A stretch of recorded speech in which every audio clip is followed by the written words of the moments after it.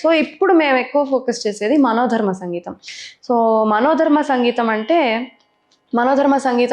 ఇప్పుడు మనసుకి ఎట్లా ఏది తోస్తుందో అది పాడడం. ఆన్ ది స్టేజ్ మనకి ఈ మైండ్లో ఈ రాగం ఇట్లా పాడాలి అని చెప్పి మనకు అనిపిస్తుంది. నేను ఇప్పుడు పాడింది నేను ఇంకోసారి రెప్లికేట్ చేయమంటే నేను అదే పాడను. So it is more of on the spot music.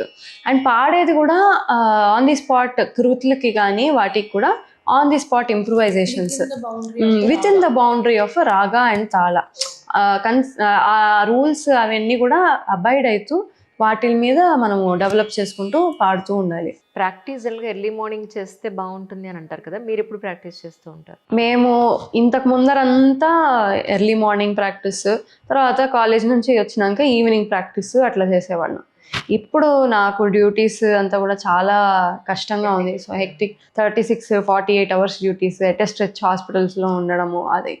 So ఇప్పుడు ఎట్లా అంటే టైం ఎప్పుడు దొరికితే అప్పుడు, ఒకవేళ టైం దొరకకపోతే మనసులోనే వినడం కానీ మనసులో ప్రాక్టీస్ చేసుకోవడం కానీ అట్లాంటివి చేస్తూ ఉంటాం. రైట్. నళిన కాంతి లాంటి రాగం సగరే మా పని సని పమగరే సా. సో ఈ ఆరోహణ అవరోహణ ఇట్లా, ఇది వక్ర రాగం అండి. సగరే మా పని సాని పమగరి సా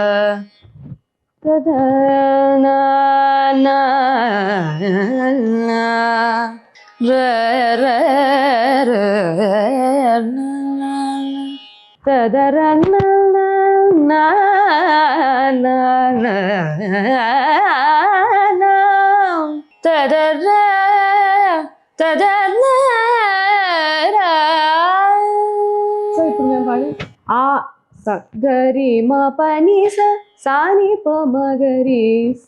ఆ ఫ్రేమ్లో మాత్రమే ఫిట్ అవుతుంది.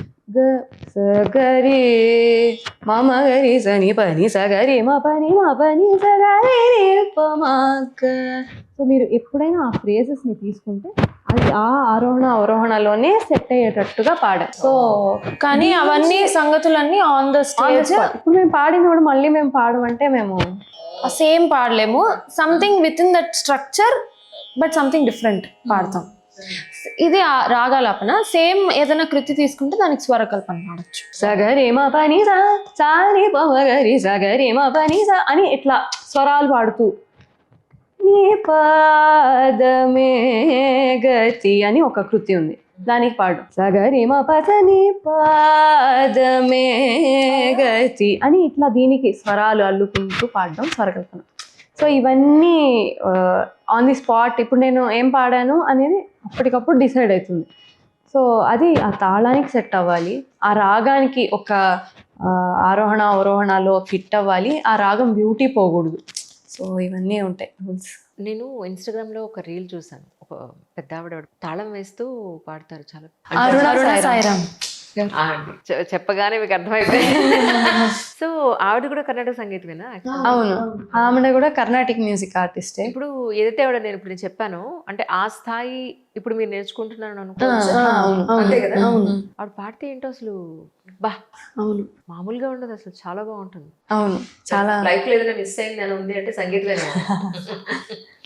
Really nice actually. అంటే దీని తర్వాత మళ్ళీ ఇంకో లెవెల్ ఏమైనా ఉంటుందా ఇందులో? మళ్ళీ ఇందులోనే అడ్వాన్స్ దీంట్లోనే ఇంకా నేర్చుకుంటూ ఇంకా డెవలప్ అవుతూ ఎక్కువ కాన్సర్ట్స్ ఇవ్వడం, ఎక్కువ పెద్ద ఆర్టిస్ట్.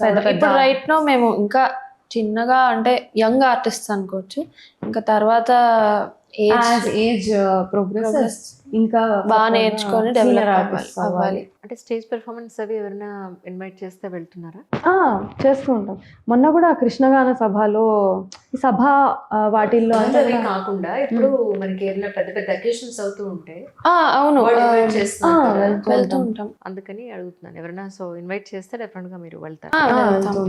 మనస్ఫూర్తిగా అభినందనలు తెలియజేస్తూ ఇంకా ఎన్నో అద్భుతమైన అవకాశాలు మీకు రావాలి, మీ గొంతు మళ్ళీ మళ్ళీ ప్రజలందరికీ వినిపించాలని మనస్ఫూర్తిగా కోరుకుంటూ we wish you all success in your career and personal lifes two.